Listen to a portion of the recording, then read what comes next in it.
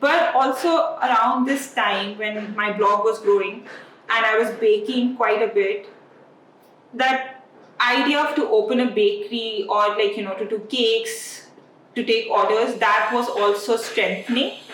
And Okay. I got interested in the cake decorating aspect of baking. Oh, nice. So and Okay. so this was also the time when my husband was he had decided that he wanted to pursue MBA. So he was working on his GMAT and he was super busy. So it would be work and then studies. And I had a lot of time to myself. So we discussed and I thought, I'll decide to pursue this cake decorating course that I'd been eyeing in Canada. Okay. So Okay. this was 2013. Okay. Yeah, so 2013, I decided to go to Canada, and it was a 2-month course in just cake decorating. And it was a wonderful experience. I met a lot of very inspiring women who were in this business, and I really enjoyed myself, the course as well. And I came back very excited to kind of, work on this. But the issue was that my ex was on a work visa, and we weren't sure whether it would be the wisest thing for me to kind of take orders and put myself out there that I am earning some kind of income when I was just on a dependent visa. Okay. So I would bake for friends. I would bake for just friends, daughters, kids' birthdays and stuff like that. But it was not something that I was doing on a regular basis, and I felt that again my the amount of time that I spent in learning a new skill is not being put to use as much as I would like to.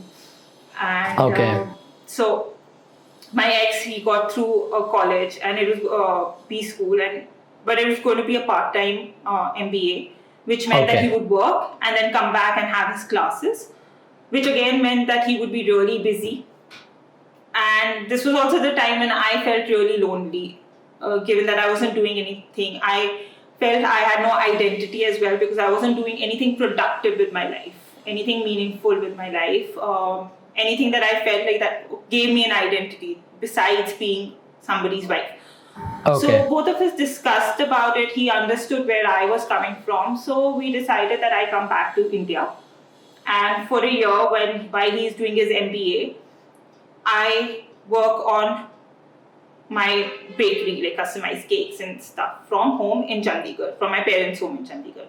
So you started to take orders from people and then made cakes for them? Is that how it ran? From home? So 2014 I moved back to India for a year. That was the idea, that while he's busy, I work on myself as well. So for 1 year I did cakes, customized cakes, cupcakes for people. That actually sounds pretty good. And how did the business go? Did it take time to take off, or did you hit the ground running?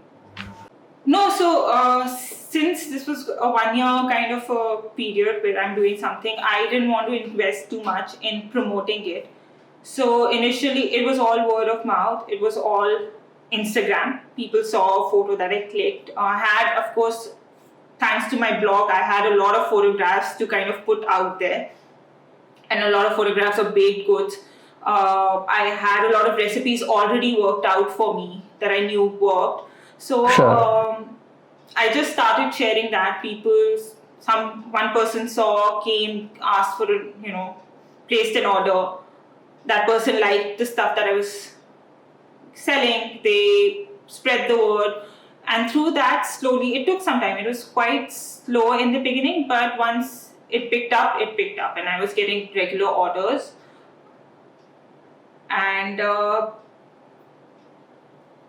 it's just that during that time, my blog kind of took a back seat, and I missed the shooting and styling and photography aspect of what I used to do for the blog. And also since I was operating from home, it was such a doing cake toppers and all this fondant work it wasn't something that I could outsource to someone, so I had to do it, which meant that I was staying up late at night, and I don't know, I felt very stressed with all the work that I was doing, and how I imagined it to be, it didn't turn out to be what I wanted.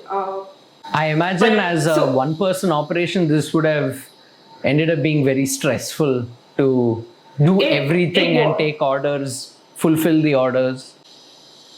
It was very stressful, and especially initially I just couldn't, like I said, it was all word of mouth, so I had to take every order that was coming in. I couldn't say no, I didn't have the luxury of saying no, which meant that, and a lot of people would just message one day before the event, we want a cake tomorrow. So they kind of thought that I'm a bakery where it is possible, not realizing I'm a one-person army that had to do everything. So I don't have cakes ready. I take it on order. So that means baking, Right.